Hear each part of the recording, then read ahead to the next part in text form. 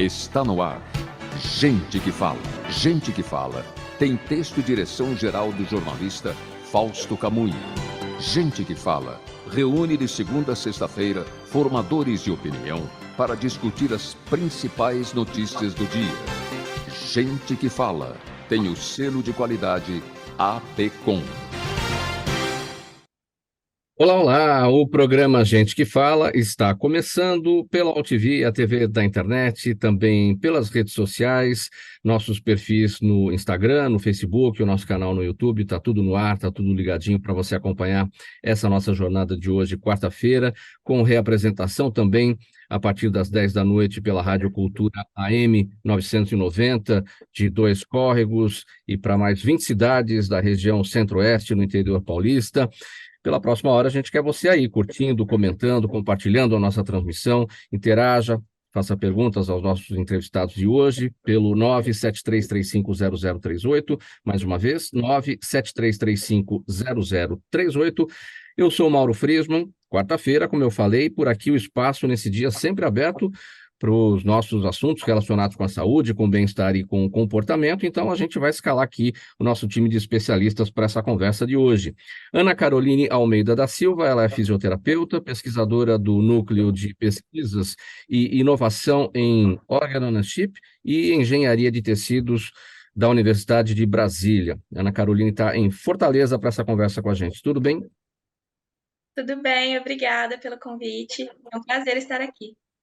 Bem-vindo, obrigado pela presença, Ana Caroline. Também aqui na nossa conversa, a doutora Tayla Amaral, cirurgiã digestiva e bariátrica, sócia proprietária da clínica Belite. Doutora Tayla, como vai? Tô ótima, Mauro. Obrigada pelo convite. Espero poder colaborar com todos vocês nessa discussão de hoje. Obrigado pela presença. Também a doutora Bruna Baratella está aqui com a gente no nosso time de especialistas de hoje. A doutora Bruna é ginecologista, obstetra, especialista em sexologia e em nutrologia. Doutora Bruna está em Rondônia, tudo bem? Olá, tudo bem? Muito obrigada pelo convite. Obrigado pela presença. E também o doutor Enio Ziman, médico dermatologista, especialista em alergia e imunopatologia, sempre colaborando aqui com a gente. Doutor Enio, como estão as coisas? Bem-vindo, obrigado por colaborar mais uma vez. Tudo ótimo, eu que agradeço. Boa tarde aos ouvintes, boa tarde, Mauro, boa tarde aos colegas. Estamos sempre prontos. Vamos lá, então, ao nosso primeiro assunto aqui desta quarta-feira, para análise e para o debate de todo mundo aqui. Olha, o presidente Lula sancionou agora na segunda-feira a lei que amplia o direito da mulher de ter acompanhante nos atendimentos em serviços de saúde públicos e privados. Antes, a legislação previa que a mulher poderia ter um acompanhante durante todo o processo de parto, mas agora mudou a partir dessa lei. Esse direito foi ampliado para qualquer procedimento de saúde, como consultas e exames. O objetivo de tudo isso, dar uma resposta, claro, ao crescente número de denúncias sobre casos de violências e estupro. Doutora Bruna, eu começo com você a respeito desse tema. Ótima legislação, veio em boa hora, né? Já estava mais do que na hora. Sim, eu acho ela muito interessante mesmo, principalmente por conta do benefício da paciente, né? De ter, além dela ter um atendimento ali, às vezes a gente também encontra muitas pacientes que têm uma certa dificuldade também no entendimento na hora do atendimento. Então, é importante também o acompanhante, é importante elucidar todas as dúvidas, não só do paciente, mas também do acompanhante, né? Porque muitas das vezes é aquela pessoa que é cuidadora ou que está convivendo com a pessoa. Então, isso é extremamente interessante, a gente ter o acompanhante ali para estar agregando a consulta. Ao meu ver, essa lei foi muito interessante mesmo. Agora, isso vem, na verdade, para formalizar, né? Porque a mulher, quando vai a uma consulta, naturalmente, quando pode, enfim, leva um acompanhante. Não havia um impeditivo em relação a isso. Mas é que agora temos uma garantia, né? Exatamente, né? Bom, isso para mim também realmente é só um plus, né? Porque realmente eu sempre Para mim, como ginecologista, eu sempre faço muita questão que tenha um acompanhante, pela questão, assim, é uma exposição, né, da mulher ali, não só no trabalho de parto, como também na parte ginecológica, né? Eu abordo muito essa parte da sexualidade, então é interessante ter, por exemplo, o casal aqui para a gente conversar sobre todos esses pontos. É interessante, na hora do exame físico, ter esse acompanhante ali do lado, para que ele tenha uma segurança e uma certa tranquilidade também, e um maior entendimento de todo o procedimento que está sendo feito. Durante o atendimento, eu tento também fazer uma certa narrativa do que está acontecendo ali, para que seja feito aquele entendimento das duas partes, né, de todo o processo que está acontecendo. Isso acaba agregando muito a consulta e tranquilizando muito os pacientes, né? Então, é bem legal, isso eu gosto. Doutora Tayla, sua análise a respeito desse primeiro tema nosso aqui no programa Gente que Fala, a lei que amplia o direito da mulher a ter acompanhante em serviço de saúde. Mauro, eu vou te falar como uma pessoa que trata obesidade, né? A colega Bruna deu, de fato, a opinião dela, que é quem lida mais, acredito, com essa questão do acompanhante durante o procedimento, mas eu vou te trazer um pouquinho agora para a minha área, porque quando o paciente com obesidade ele vem à consulta, a maioria dos pacientes que eu trato hoje, que os cirurgiões bariátricos tratam, são mulheres. Então, acho que entra um pouquinho aí nessa lei, né? Pelo fato de 80% dos pacientes que a gente trata serem mulheres, muitas delas ainda vêm desacompanhadas, seja pelo estigma, seja pelo medo, seja por não saber que é extremamente necessário um acompanhante estar ali na consulta. Na minha área, muitas vezes o paciente ele vem muito ansioso pela mudança, né? Então, às vezes, durante essa ansiedade, a gente esquece algumas coisas depois da consulta. Então, é muito interessante, de fato, para mim, falando como cirurgiã bariátrica, ter essa lei como respaldo, né? Não só para mulheres, mas acredito que para homens também que queiram tratar a obesidade com uma cirurgia bariátrica. Porque, às vezes, a gente, durante uma consulta, a gente chega ansioso e a gente esquece depois o que aconteceu durante aquela consulta, e daí o paciente ele vem depois cheio de dúvidas. Então, até para o paciente que eu peço para vir à minha consulta, eu já oriento, olha, vem com a tua rede de apoio, vem com o teu familiar, ou até com aquele familiar que às vezes é contra, para a gente poder esclarecer as dúvidas, né? Às vezes a gente é contra algo que a gente ainda não conhece, né? Então, eu acho super válido agora a gente ter esse respaldo, né? Principalmente para nós mulheres. Na mídia, a gente viu atualmente, mais recente, grandes relatos, né, de abusos que se tornaram aí, infelizmente, uma manchete nacional. E acredito que com essa lei a gente consiga ter um respaldo maior de que agora sim podemos ficar um pouco mais tranquilos em relação a isso. Importante também, não é, doutora Tayla, a necessidade da conscientização dos homens em relação ao acompanhamento das mulheres, não porque ele pode ir, porque tem uma lei que permita isso para fazer o acompanhamento. Ele deve ir, né? Ele tem que acompanhar a mulher, se for um companheiro, um irmão, por exemplo, acompanhar para ajudar, dar o apoio, ouvir o que o profissional tem a dizer, como destacou aqui a doutora Bruna, não é? Exatamente, exatamente. Inclusive, durante a nossa anamnese, inclusive a gente entra um pouquinho aí na área da Bruna e pergunta também sobre sexualidade. Então, é importante que o casal, né, o marido acompanhe a esposa sim também, caso seja o marido o paciente, para que tudo flua, né, para que a rede de apoio entenda os processos da consulta, os processos do tratamento, como se dará aquele acompanhamento, e até porque, Maurício, traz uma segurança, né? Eu não quero que traga uma segurança só para o paciente, eu quero que a rede de apoio dele também se sinta segura em colocar o tratamento conjuntamente nas nossas mãos, né? Sim. Ana Caroline, sua percepção sobre esse tema? Bom, Mauro, eu achei imprescindível essa lei, né? Termos essa questão em lei, porque principalmente durante a pandemia a gente viu várias denúncias de mulheres que não podiam ter acompanhantes por questões mesmo de segurança, né? Tanto em momento de parto quanto em procedimentos médicos, né? Exames. E quando essa lei ela veio após muitas denúncias, né? De violência contra a mulher dentro de ambientes hospitalares, de questões de abusos contra as mulheres, e hoje eu vejo o quanto que é importante que a gente sancione essas leis para que os estabelecimentos de saúde eles também cumpram. E o mais interessante é que essa lei também diz, né, que em caso de segurança, como foi no caso da pandemia, essa mulher ela pode ser acompanhada por um profissional de saúde. Então, a gente garante com que essa mulher ela esteja acompanhada em todos os momentos.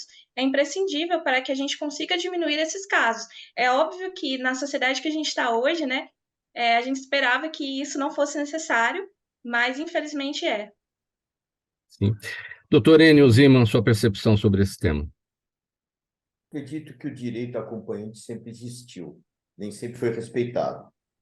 Mas o ideal é que realmente seja possível. Mas acho que é importante também o direito ao paciente não querer ser acompanhado, porque muitas vezes o exame médico é constrangedor. Eu atendo muitas vezes, inclusive, pacientes homens que precisam ser examinados, lesões genitais, precisam contar alguma coisa sobre como adquiriram e nem sempre querem estar acompanhados, querem, às vezes, uma certa privacidade. No mais, o acompanhante é até uma segurança para o médico, porque do mesmo jeito que a gente vê uma porção de denúncias, as denúncias podem ser exageradas, podem ser fantasiosas, então a presença do acompanhante nos protege também. Hoje nós temos um acompanhante que nem sempre é muito desejado, que é o celular filmando, né? Então eu já presenciei, e alguns colegas já relataram, do paciente entrar com o celular gravando ou filmando durante a consulta, e realmente é alguma coisa até um pouco constrangedora. No mais, mas, portanto, eu acho que desde que se avise, né, o famoso sorria, você está sendo filmado, não há problema. Na mão inversa, como você disse, não é, doutor Enio, também faz todo sentido o direito do não acompanhamento. Na sua área, né, na dermatologia, também há bastante exposição, dependendo da situação, né? Então, claro, o paciente tem direito à privacidade e pode não querer o acompanhamento também, né? É nesse sentido, né? Verdade. Eu vejo, por exemplo, no momento que o homem se dirige, por exemplo, a um exame de próstata, por exemplo, ele pode não querer ser acompanhado. Acho que tem esse direito também, né? Sim. Muito bem. Programa Gente que Fala, edição de quarta-feira por aqui. Sempre os assuntos da saúde, do bem-estar e do comportamento, pela Altivia TV da internet, pelas redes sociais, Instagram, Facebook, o nosso canal no YouTube. Está tudo no ar para você acompanhar essa nossa transmissão. E também com retransmissão à noite, a partir das 10 horas, pela Rádio Cultura AM 990, de Dois Córregos, que transmite para 20 cidades da região do Centro-Oeste paulista. Vamos agora, então, ao nosso próximo assunto. Vamos falar sobre a cirurgia bariátrica, né, gente? Que atualmente é o método mais eficaz para o controle da obesidade.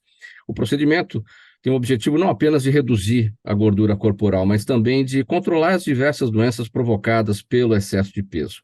A bariátrica evoluiu muito nos últimos anos, muita coisa se tornou mais simples no procedimento, mais eficiente, mas ela sempre, claro, segue cheia de mitos que passam pela cirurgia em si, pelas consequências dela, riscos, métodos e pelo resultado final, né? Doutora Tayla, embora com toda essa evolução, né, por que a cirurgia bariátrica ainda tem tantos mitos ao redor dela? Mauro, primeira coisa é que a obesidade ainda é um mito, né? A obesidade ela ainda carrega muitos estigmas. Tem poucos pacientes que entendem ainda a obesidade como doença. Quando a gente tem uma doença crônica e que progride ao longo do tempo, e a gente entende que aquilo é crônico, né? A gente tende a procurar um tratamento e compreender de que aquele tratamento ele é para a vida, né? Eu acho que o grande estigma da cirurgia bariátrica hoje ainda é ver a cirurgia como um método fácil de emagrecer, né? Na verdade, não é isso que a gente quer trazer. O que a gente quer trazer, o maior foco da cirurgia não é a estética. Quando o paciente ele chega com esse, olha, eu quero emagrecer porque eu quero ficar bonita, de fato, o foco desse paciente está errado e a gente precisa que ele entenda isso. O foco da cirurgia bariátrica é melhorar a qualidade de vida, né? Através de mudança de hábitos alimentares, de resolução de comorbidades que podem ter sido acompanhadas em relação a esse ganho de peso, né? Então, acredito que hoje o grande mito da cirurgia, o grande estigma que ainda surge, Mauro, é em julgar o paciente que opta pela cirurgia bariátrica, porque muitas vezes quem julga não entende o processo, não entende o que aquele paciente passa tendo obesidade, as limitações que ele tem. Né? Às vezes o paciente com obesidade ele não consegue cruzar a perna, que para a gente que não tem é algo simples de fazer. Isso para ele pode ser algo muito difícil, muito complicado. Né? Tem pacientes que não se olham no espelho. Né? E todo esse estigma a gente precisa quebrar. Então, acho que a maior dificuldade hoje que a gente tenta mudar é essa visão cultural até que a gente tem sobre a obesidade e transformar isso em uma percepção de que é um problema de saúde sério e precisa ser tratado como tal. A cirurgia bariátrica evolui a passos largos, né? Sempre tem uma novidade, não é, doutora Tayla? Eu destaquei aqui na abertura, na introdução do nosso assunto, que ela ficou, por conta da tecnologia, evidentemente, o procedimento se tornou mais simples, mas longe de ser uma cirurgia simples, ou seja, as coisas ficaram mais facilitadas porque a tecnologia permite isso. Mas é um trabalho complexo, interdisciplinar, envolve muitas outros profissionais aí para o atendimento no pós-cirurgia. Isso é sempre muito importante deixar bastante claro, né? Exato. O tratamento da obesidade, como o tratamento de uma doença complexa, ela precisa ser multidisciplinar. Precisa ter o nutricionista, precisa ter o psicólogo orientando esse paciente, o endocrinologista, a fisioterapeuta, que está aqui também acompanhando a gente, né? Então, por ser uma doença complexa, a gente precisa se munir de armas para poder atacá-la de uma forma mais segura, né? E não adianta a gente fazer isso depois que operou. A gente precisa fazer esse preparo antes do paciente operar, porque a gente precisa fazer que ele entenda também, que ele tenha essa perspectiva de que a cirurgia ela não vai fazer todo o trabalho por ele, vai precisar ter a parte do paciente. Né? E para a gente conscientizar esse paciente, ele passa por um programa de preparação com a equipe multidisciplinar para que depois da cirurgia a gente consiga atingir o sucesso. E a gente não quer um sucesso a curto prazo, a gente quer um sucesso a longo prazo. Né? Então, para isso, a gente precisa da aderência desse paciente ao tratamento, que ele entenda todos os processos a longo prazo também. Optar pela cirurgia bariátrica, como em muitos outros procedimentos, não é uma questão de querer. Eu quero fazer a cirurgia, é uma questão de poder. A pessoa precisa estar em condições de saúde, ela precisa, se tiver numa obesidade muito além, ela vai ter que fazer um trabalho inicial para poder ter a segurança do procedimento, né? Tem toda essa visão. Exatamente, exatamente. Pacientes com super obesidade, que a gente chama pacientes com IMC acima de 60, a gente sempre orienta uma perda de peso obrigatória nesses pacientes. Para quê? Para que eu reduza o meu risco cirúrgico. Infelizmente, a gente não chegou naquele nível de que o risco das cirurgias seja um zero. Acho que talvez a gente nunca alcance isso. Né? Mas, como você bem falou, a cirurgia bariátrica ela foi se tornando mais simples, entre aspas. Por quê? Porque a tecnologia vem melhorando e o treinamento das equipes também vem melhorando. Né? Hoje, uma cirurgia bariátrica, que antigamente era feita de forma aberta, ficava o paciente internado quase uma semana, ficava com dreno, ficava com sonda, hoje a gente consegue dar alta para esse paciente em 24 horas através de uma cirurgia que é feita por pequenos orifícios, quase imperceptíveis, e uma cirurgia que dura em torno de 40 minutos a 1 hora. Né? E por que a gente alcançou isso? Porque a gente está andando ao lado da tecnologia. Né? A gente não pode ficar aquém daquilo que está sendo desenvolvido. Né? Então, com esse treinamento, a gente consegue, de fato, estabelecer uma recuperação mais rápida para o paciente. E, claro, a perda de peso pré-operatória, ela é obrigatória? Ela não é obrigatória, lógico. Ela é recomendada. Porque quando o paciente ele perde peso antes de operar, ele diminui o risco da cirurgia bariátrica. Né? Então, como nenhum risco vai ser zero, né, a gente se aproxima muito desse índice quando a gente tem todo esse cuidado na preparação do paciente. Todas as áreas presentes aqui hoje têm tudo a ver com esse procedimento, né? Então vamos girar esse assunto, não é, Ana Caroline? A fisioterapia tem muito a ver com isso, especialmente para aqueles pacientes que, por exemplo, por conta da obesidade, enfrentaram problemas aí de mobilidade e vão precisar da fisioterapia. Exatamente, como muito bem a doutora Tayla pontuou, a fisioterapia, ela entra junto com uma equipe multidisciplinar para esses pacientes, no pré-operatório e no pós-operatório também.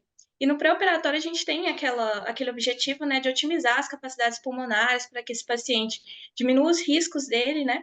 E no pós-operatório, principalmente, a gente visa tentar fazer com que esse paciente se adapte às novas demandas físicas e metabólicas depois da cirurgia bariátrica. E é importantíssimo que ele faça esse acompanhamento. Às vezes a gente pensa que não, vou só fazer consulta com médico, só acompanhamento com cirurgião, mas não, o ser humano, ele é complexo em si, então não tem como a gente tratar um ser humano apenas com uma área. É importante a integração de todas as áreas, e claro, a gente sempre conversa com a equipe da cirurgiã, a gente sempre conversa com a médica que acompanha, com outros profissionais de saúde, para que a gente juntos possa traçar o melhor tratamento para aquele paciente.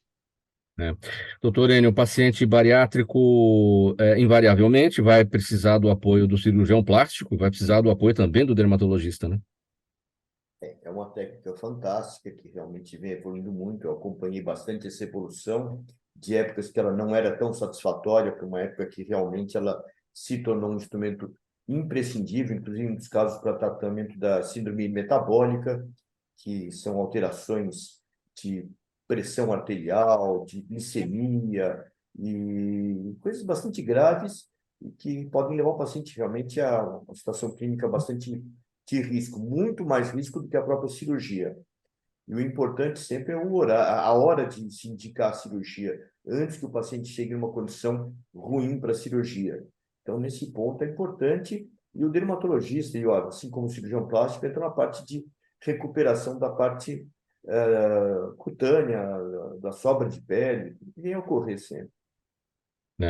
Doutora Bruna, em relação à sexualidade do paciente bariátrico. Sim, em relação à sexualidade, eu sempre falo que a sexualidade ela ainda é um tabu, né? E quando a gente leva em consideração, a doutora até pontuou alguns pontos em relação a isso, em relação à obesidade, não poderia ser diferente.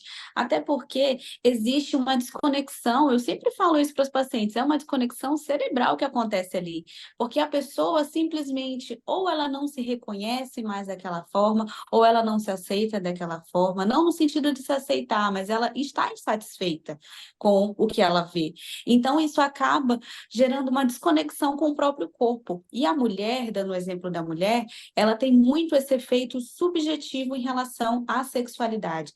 O homem não, o homem ele é muito mais objetivo, o que leva a gente a pensar que quando ele tem alterações de sexualidade, ele está muito relacionado com os fatores, com os fatores hormonais, né? Porque ele faz um processo que a gente chama de aromatase, ele tem um aumento da gordura abdominal ali, e isso faz com que ele faça uma produção de um hormônio nada legal, no sentido da sexualidade, que acaba bloqueando esse efeito.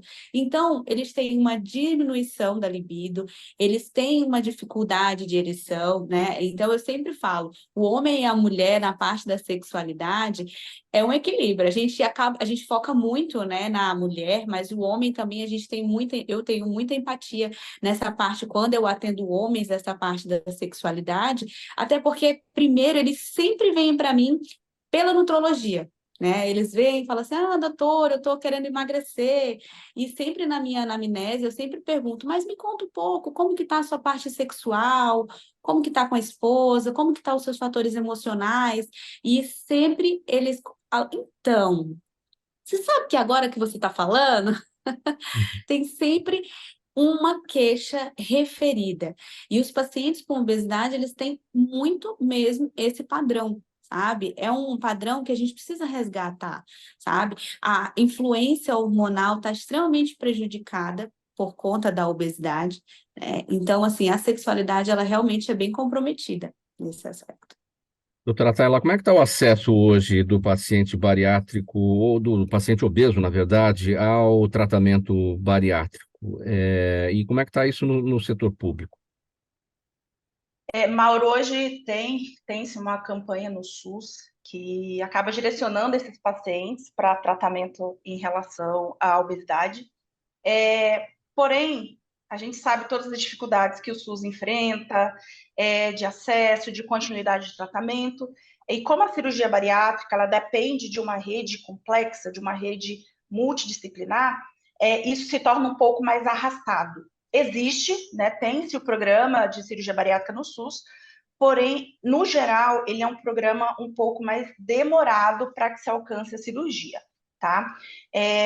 Alguns dados recentes para quem está nos assistindo, em torno de 1 a 2% apenas dos pacientes que têm indicação de cirurgia bariátrica conseguem operar, né? E isso levando em consideração não só pacientes da rede pública, mas pacientes também da rede privada, né? Isso mostra ainda que o nosso atendimento, o nosso alcance em relação à cirurgia bariátrica, ele é muito pequeno perto dos pacientes que necessitam desse tratamento, porque a cirurgia bariátrica é um tratamento, né? Então, a gente ainda tem essa dificuldade do paciente que depende da rede pública alcançar esse serviço de uma forma mais breve. Às vezes, tem pacientes que acabam falecendo na fila, esperando a cirurgia bariátrica, por conta do tempo de espera para que aconteça esse procedimento, né? Então, acredito muito que ainda precisamos avançar em políticas públicas de acesso a tratamento para pacientes com obesidade, de forma a encurtar esse tempo de tratamento, né, de alcance à cirurgia bariátrica, né, para a gente minimizar aí até tempos de internação hospitalar. Se a gente for colocar na ponta do lápis os gastos, os custos que um paciente com obesidade tem hoje no serviço público de saúde, talvez a gente mudasse um pouco esse panorama, porque, de fato, é um custo elevadíssimo para a rede pública.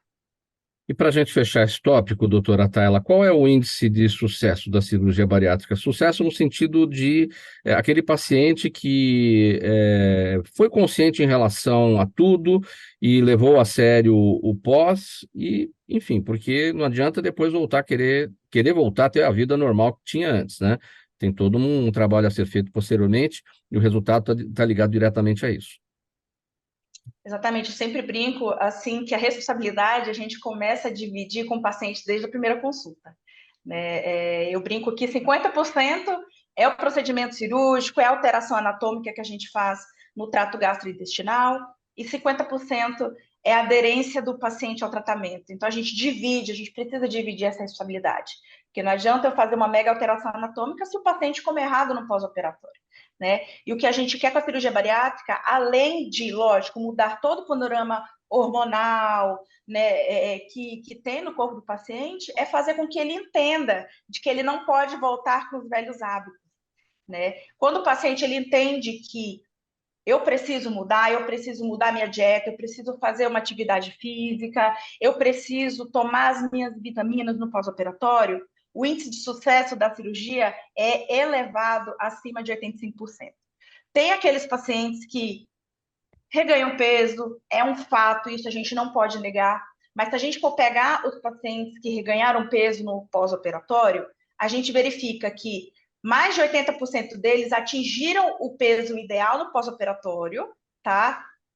E depois acabaram reganhando peso por falhas alimentares e falta de acompanhamento multidisciplinar, tá? O que só reforça a nossa posição de que a obesidade é uma doença complexa e ela precisa de um tratamento a longo prazo. Assim como um paciente que tem hipertensão toma sua medicação lá todos os dias, vai no cardiologista, o paciente com diabetes toma o seu hipoglicemiante e vai no endocrinologista anualmente, o paciente com obesidade ele precisa entender que também é uma doença crônica e precisa ser acompanhada como tal. Quando a gente conseguir essa conscientização, posso te dar toda a certeza, Mauro, de que a aderência à cirurgia bariátrica ela vai mudar de perspectiva, porque vai mudar a mentalidade dessas pessoas. Programa Gente que Fala, edição de quarta-feira, com os assuntos da saúde, do bem-estar e do comportamento, pela UTV, a TV da internet, também pelas redes sociais, Instagram, Facebook e o nosso canal no YouTube, e pela Rádio Cultura AM 990 de Dois Córregos, a Rádio Cultura que transmite para 20 cidades no Centro-Oeste paulista. Próximo tema aqui para a gente tratar, olha, gente, endometriose, difícil de falar, né? Infecção urinária, ovários policísticos, miomas.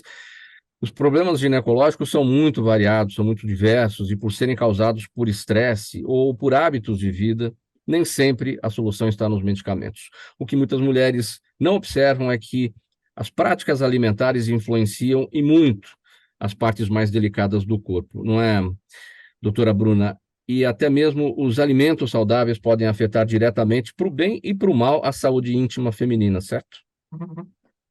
Exatamente, sabe? Isso foi uma das. Sempre me perguntam, né, por que que eu resolvi fazer essas especializações depois que eu já tinha feito a minha residência de ginecologia e obstetrícia. Primeiro que durante a minha residência de ginecologia e obstetrícia, eu vi muito a necessidade de abordar um pouco mais e tentar compreender um pouco mais essa questão da sexualidade, né? Isso para mim é muito importante. Até porque algumas pacientes vêm só com essa queixa, né? Só com alterações da sexualidade. Isso eu não digo só por diminuição da libido, mas eu digo pela dor na hora da relação também e outros fatores também. Então, quando eu comecei a minha prática ambulatorial e até mesmo cirúrgica, eu comecei a perceber algumas alterações e algumas doenças que, com o tratamento convencional, eu não poderia ter uma boa resolução e uma melhora de fato dessas pacientes. Foi aí então que eu comecei a fazer nutrologia. Quando eu comecei a fazer nutrologia, eu percebi que a maioria, posso dizer, praticamente todas as doenças que existem estão totalmente relacionadas com o nosso hábito de vida, né? O que a gente vai fazer e proporcionar para o nosso corpo. O exemplo, por exemplo, da endometriose, a endometriose, por muito tempo, ela foi um acometimento que só poderia ser resolvido de forma cirúrgica. Só teria que tirar o útero e pronto.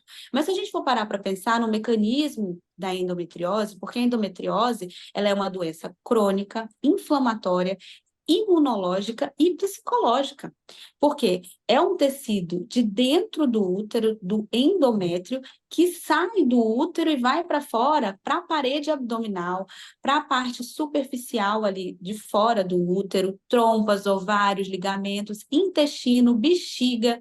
Então, ela tem um acometimento ali em toda a parte do abdômen. E isso faz com que o corpo não reconheça aquela célula, porque de fato ela não é dali. Então, ela provoca um processo inflamatório, que logo depois de imediato tem um processo imunológico ali. Logo, as pacientes que têm endometriose, elas têm um acometimento de dor, que é muito frequente. Então, imagina só, uma pessoa que tem dor durante a relação sexual, que tem dores abdominais fortíssimas, cólicas menstruais, bom humor ela não vai ficar. E disposta para uma relação sexual, muito menos. Então, uma coisa intercala com a outra. E, por se tratar de uma doença inflamatória, os alimentos inflamatórios, eles prejudicam e pioram o quadro. Então, as minhas pacientes, eu sempre falo para elas, eu falo assim, olha, eu vou te passar toda uma reposição, uma melhora do estilo de vida, porque se você não melhorar a sua alimentação, eu não consigo ter nem 50% da sua melhora. Então, eu entro com as reposições orais, venosas e tudo mais, e também entro com a mudança de estilo de vida, que para mim é extremamente importante, desde o exercício físico aos hábitos alimentares, para diminuir o processo inflamatório sistêmico do corpo dela. E aí sim poder entregar mais qualidade de vida. Então, elas têm uma melhora, assim, absurda. E eu sei quando elas comem errado, porque elas chegam falando, olha, doutor, eu senti uma dor aqui a mais. Eu falo, como que tá a alimentação? Então, elas acabam comendo um pouquinho errado. Agora, um ponto importante para a gente abordar aqui, que é o que eu destaquei, a falta de observância das mulheres em relação a práticas alimentares, com relação aos próprios alimentos saudáveis. Não é porque o alimento é saudável que ele não vai causar inflamação e piorar a situação, não é isso? Exatamente. Eu sempre tento explicar de uma forma mais simples para as pacientes qual que seria a diferença para ficar mais fácil para elas se alimentarem. Então, eu falo assim, olha, tentem descascar mais e abrir menos. Quanto menos vocês abrirem pacotes, menos inflamadas vocês vão ficar. Porque alimentos em conserva, por exemplo, eles são extremamente inflamatórios, entendeu? Alimentos ricos em glúten, péssimo para paciente, com o exemplo da endometriose. Mas, por exemplo, você falou, por exemplo, da candidíase. Paciente com candidíase ou com candidíase de repetição, se comer muitos alimentos com derivados de leite, glúten e açúcar, péssimo. Então, assim, a gente tem que selecionar e melhorar esse hábito de vida com alguns alimentos específicos. Sabe? Então, eu tento dar não sou nutricionista, né? Mas a parte da nutrologia me proporcionou muito esse feeling de orientação e também encaminhar muito para as nutricionistas para a gente poder fazer um acompanhamento, inclusive multidisciplinar dessas pacientes. Sim. Bom, o caminho para isso tudo é a paciente procurar a nutrologia, né? A parte médica, não a nutricionista diretamente que é responsável por desenvolver o programa alimentar, mas procurar a parte médica. Isso, exatamente. Eu sempre oriento da seguinte forma: as pacientes elas chegam para mim, elas têm um diagnóstico, né? A gente começa a fazer um plano terapêutico. Nesse plano terapêutico, a gente começa a fazer literalmente um plano em relação a como que a gente vai abordar essa paciente, como que a gente vai fazer os passo a passo desse tratamento, desse plano terapêutico. As pacientes, um exemplo que a gente estava falando agora há pouco da candidíase de repetição.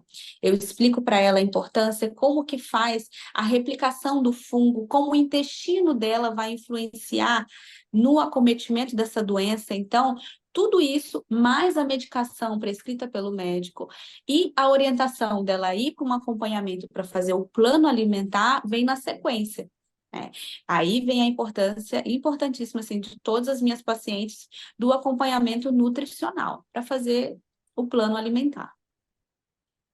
Muito bem, a gente vai dar uma parada agora. Programa Gente que Fala, edição de quarta-feira com os assuntos da saúde, do bem-estar e do comportamento. Mensagem do nosso apoiador aqui no intervalo e a gente volta em seguida com mais assuntos para análise e debate dos nossos especialistas. Até já.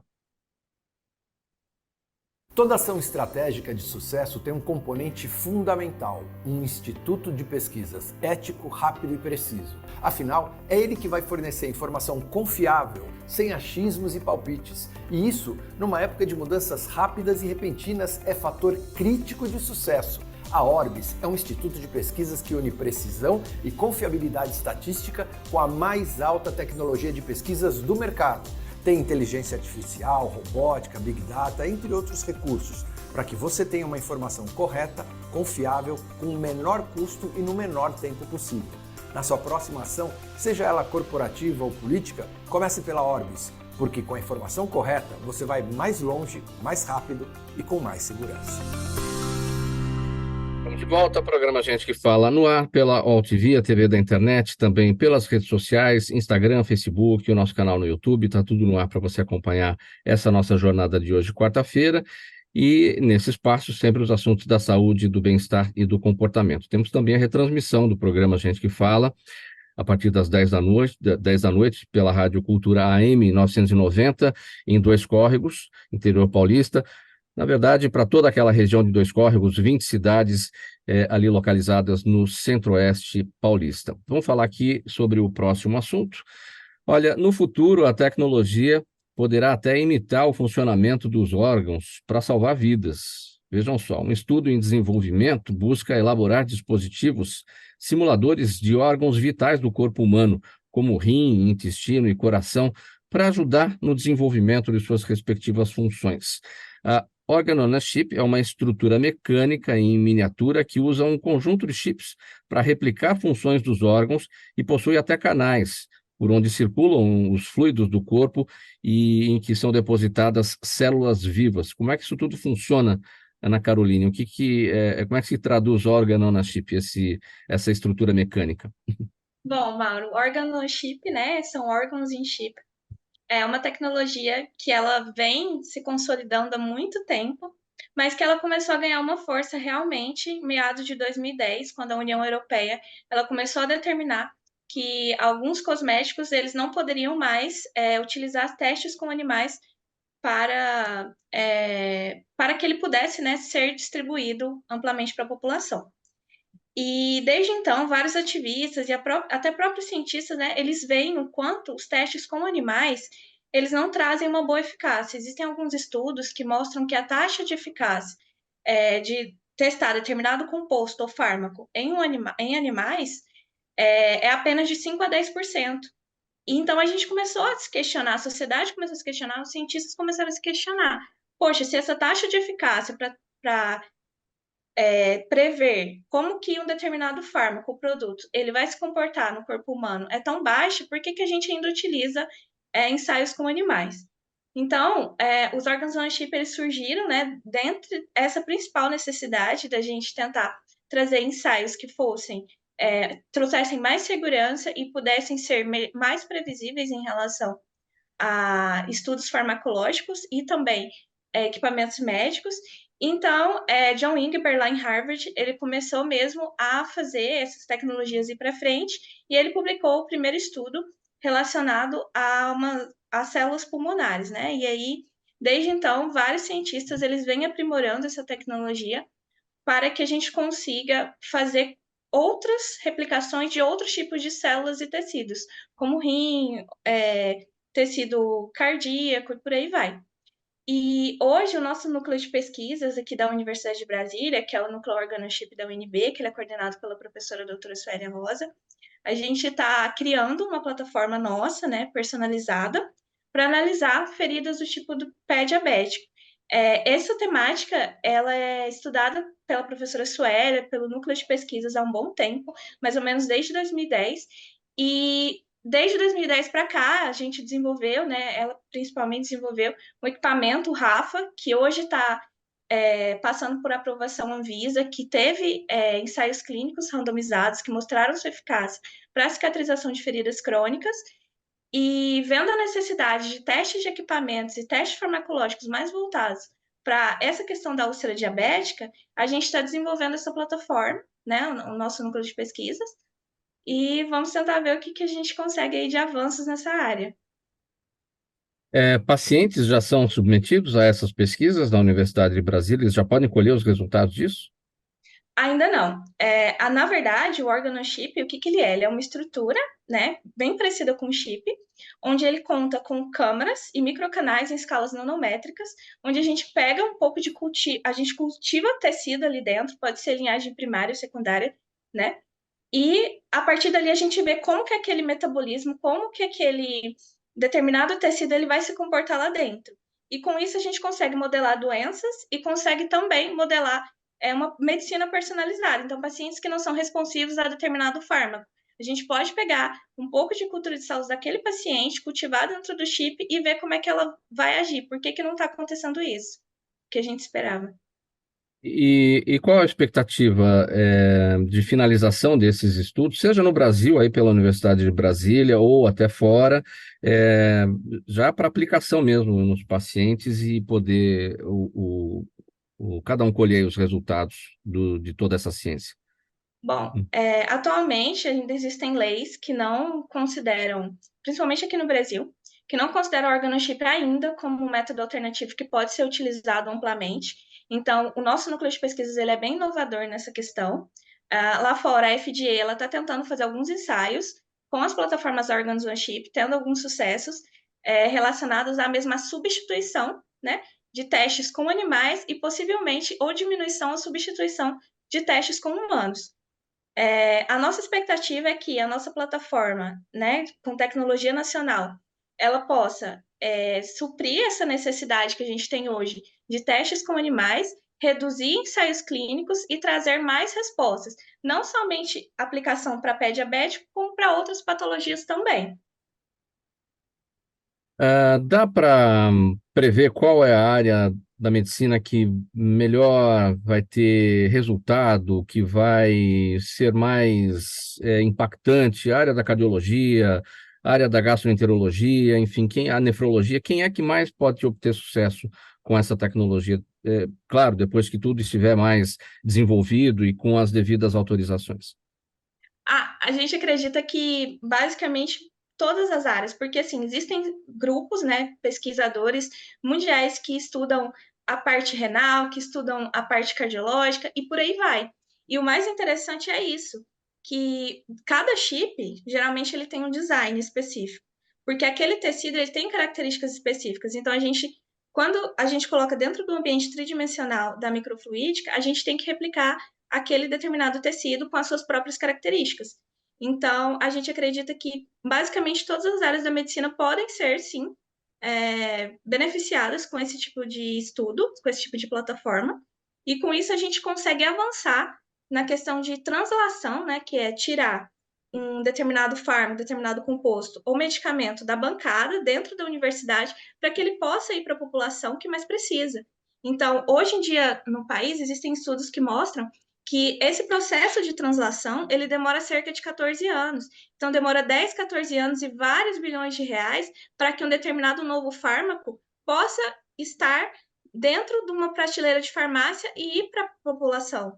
E com o organochip, a gente vai conseguir prever melhor se aquele fármaco realmente ele tem os efeitos que a gente espera, a gente consegue ver a questão da dosagem melhor e também fazer com que esse processo ele seja avançado de forma muito mais rápida e menores custos também. É.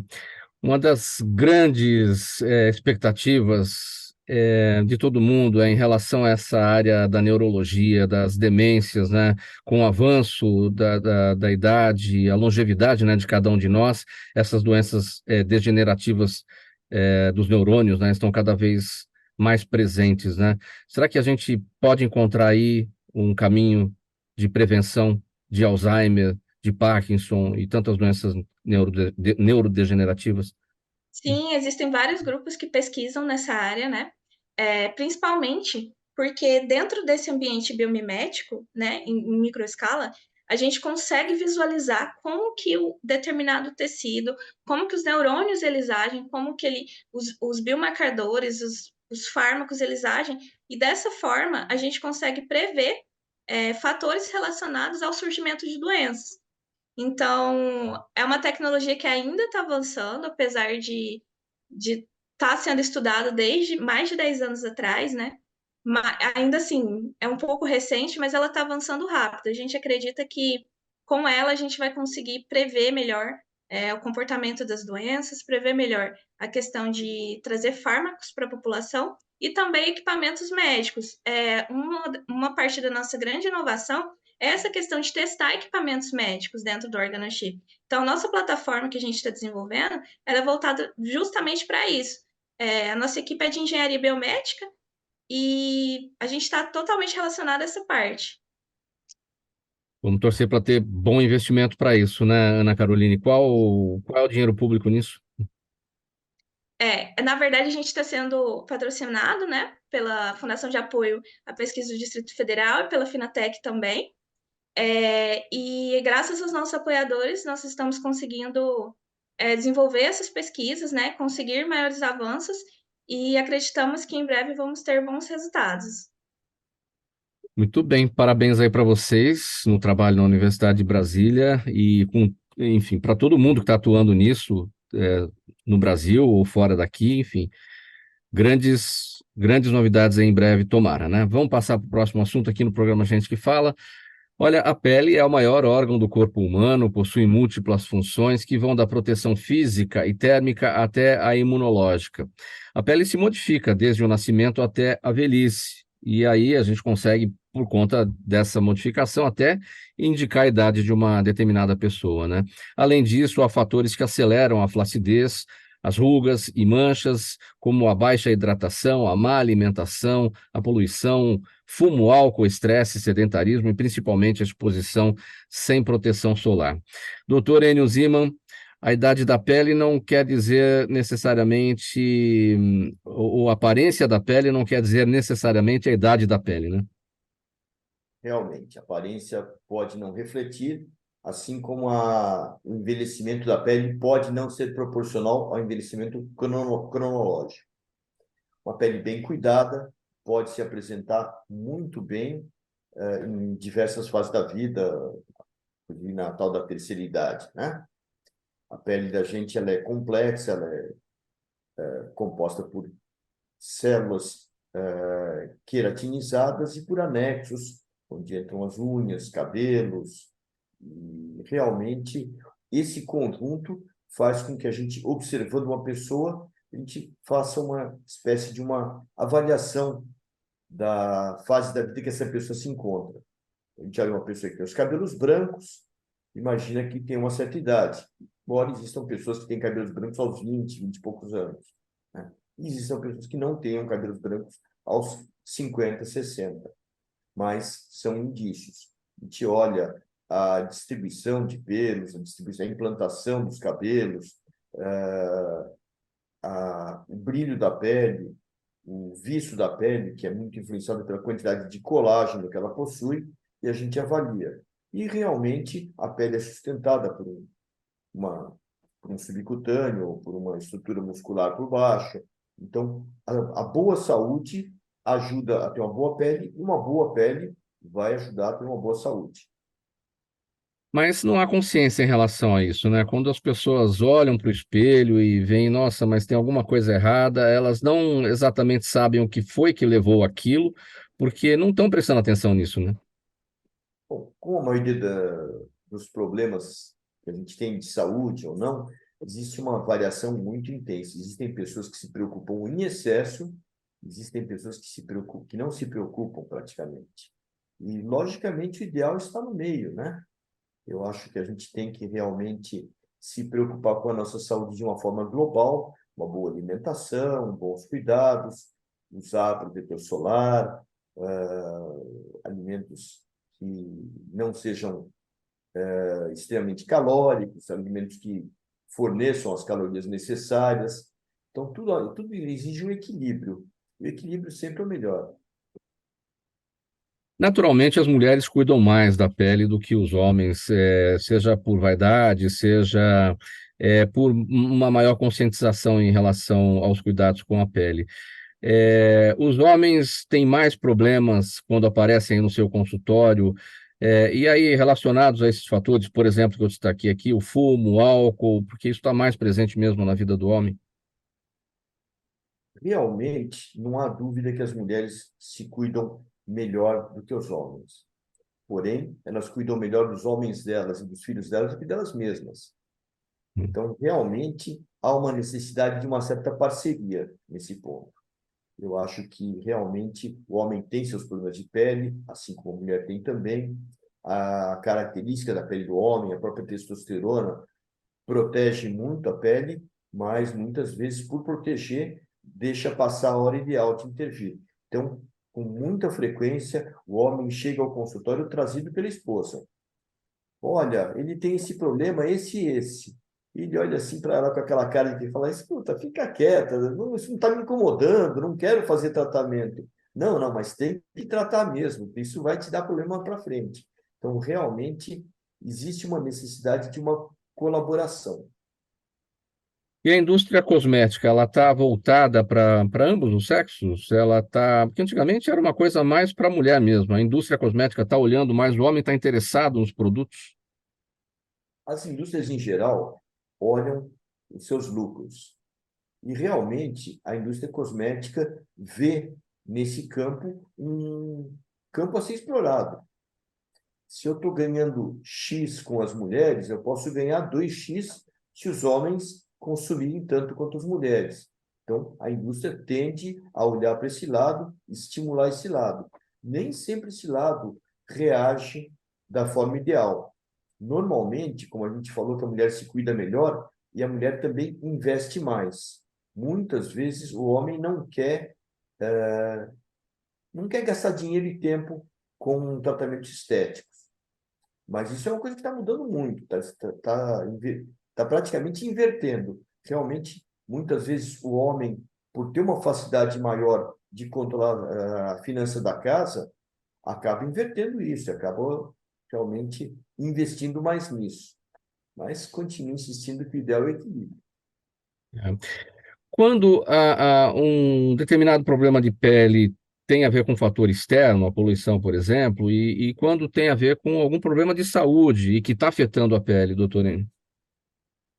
Sempre essas coisas são multifatoriais. Hum. Sempre os fatores externos vão levar ao envelhecimento da pele, o contato com o sol, com o vento, a própria limpeza da pele, à medida que protege a pele da sujeira, da oleosidade, tira a camada de defesa, altera a chamada microbiota, que é muito importante. A gente tem micro-organismos que vivem na nossa pele é populada e que são muito importantes na defesa da pele e no aspecto saudável da pele. A gente utiliza hoje muito de probióticos e de pré-bióticos que fazem com que a pele tenha uma biologia saudável e que propiciam uma saúde cutânea. A dermatologia, doutor Enio, e os seus procedimentos, né, também tem avançado a passos largos aí por conta da tecnologia. Hoje, muitas coisas podem ser feitas dentro do próprio consultório do dermatologista, né? Antes, não, tinha que fazer alguma coisa em hospital, uma internação eventual. Hoje está uma situação bem mais favorável para isso também. Sim, porém, sempre mantendo a segurança. Existem procedimentos que realmente estão ao alcance do consultório e existem procedimentos que devem ser feitos preferencialmente em âmbito hospitalar. Sempre a preocupação é com segurança, mas a quantidade de procedimentos feitos em consultório aumentou muito e esses sim feitos com toda a segurança do mundo. Gente, olha, perguntas da nossa audiência, uma para cada um aqui. Eu vou pedir bastante brevidade para a gente cumprir com todas elas aqui. E eu começo, o doutor Enio está falando, então eu vou aqui com a Camila Gouveia. A doutora Enio, ela está na ONTV acompanhando a gente e ela pergunta se hiperidrose é permanente. Quando a gente fala em hiper é mais do que o normal. Então, ela pode se normalizar com tratamentos, com a idade. Existem procedimentos para tratamento da hiperidrose, que são procedimentos desde clínicos até cirúrgicos, e ela tem tratamento, então não posso dizer que ela seja permanente. Doutora Bruna, a Patrícia Gonçalves está no Instagram acompanhando o programa, gente, que fala, ela quer saber até que ponto os alimentos considerados afrodisíacos são um mito. Olha, eu sempre falo assim, eu gosto de alguns alimentos, né, que eu recomendo, até porque eu tenho pacientes que são um pouquinho relutentes à reposição hormonal de cara, né? Mas eu sempre explico para elas que existem alguns que podem agregar, mas nunca vão substituir a terapia em si. Sempre são consideradas como terapias complementares. Um exemplo que a gente tem é o tribulus terrestre. Pacientes quando está entrando na menopausa, ou tá até mesmo na transição, a gente pode fazer o uso da amora, que ajuda muito. Ela tem um padrão ali muito parecido com o estrogênio, né, no nosso corpo, que é um tipo de hormônio feminino, mais predominantemente na mulher. Então, assim, existem algumas medicações, e algumas medicações que eu digo assim, algumas plantas maravilhosas que a gente pode usar ao nosso favor, mas nunca a gente pode usar ela como uma substituição. Realmente eu considero um mito quando a pessoa fala assim, não, é possível a substituição apenas com produtos naturais. Então, isso eu realmente não recomendo, mas eu recomendo que possa ser feita, sim, uma terapia complementar, tanto da parte dos fitoterápicos, quanto da parte dos chás, da parte das medicações que podem apimentar, algumas plantas que podem apimentar ainda mais a relação. Tudo que Agora, complementa é bom. esses elementos complementares, eles ganham ajuda também, né, do próprio psicológico, né? A pessoa, a partir do momento que ela, né, eu estou usando aqui alguma coisa, um plus, né? Então, o psicológico acaba ajudando também, né? Exatamente. Lembra que a gente conversou até da parte da subjetividade. Quando eu digo a parte subjetividade, eu estou falando da parte emocional, né? E a sexualidade, ela é extremamente emocional e extremamente psicológico também, né? Assim, mais de 90% eu posso chegar a falar que é responsivo dessa forma. A mulher, vou dar um exemplo, se você acorda de manhã e dá um bom dia para uma mulher que ela não achou legal, acabou. É calça jeans, não tem jeito, entendeu? Então, isso é uma coisa que a gente tem que levar em consideração. Por quê? Porque é a subjetividade, é a delicadeza, entendeu? O homem talvez ele esqueça, né? Mas a mulher, ela fica ali, ela é mais subjetiva. E quando a gente associa esses fatores emocionais com a parte fitoterápica, com os extratos e as partes naturais, a gente tem uma ajuda também, mas não tem como substituir outras ferramentas de tratamento. Ana Caroline, a Larissa Gaion está no YouTube e pergunta: um órgão criado por essa tecnologia, pelo órgão nanachip, né? Pode ter uma menor rejeição do corpo hospedeiro do que um órgão de uma outra pessoa? Ela foi bem além agora em a criação de um órgão a partir do órgão nanachip. Ah, bom, essa questão de criação de órgãos ainda não é um alvo, né, de estudos do organochip. É realmente a gente replicar uma determinada cultura de células de um órgão já existente e ver como é que ela vai agir. Pode ser sim que futuramente a gente tenha essas aplicações, mas por hora é mesmo ver como é que as patologias agem, ver como é que a farmacologia age dentro daquele ambiente biomimético. Legal. Dada a resposta, então, aqui para a Larissa, a gente vai para o Rodrigo Monteiro, ele está no Facebook. Doutora Tayla, há alguma restrição alimentar para quem passou por uma cirurgia bariátrica? Sim, Mauro, existem algumas adaptações da dieta, tá, para quem fez a cirurgia bariátrica, justamente para deixar esse pós-operatório mais confortável, né? Geralmente, durante os 7 primeiros dias, o paciente ele fica com uma dieta mais restrita, à base de líquidos, né?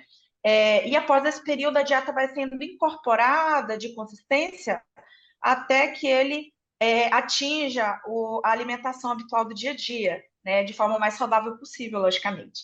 Né? Mas sim, é feita uma adaptação da dieta para que o pós-operatório se torne bem mais confortável. Por isso, o acompanhamento nutricional também é fundamental. Muito bem, vamos para as despedidas de cada um. Doutora Tayla está com a palavra. 5 segundos, sua despedida e seus canais. Gostaria de agradecer basicamente a minha família, a Deus, por estar aqui.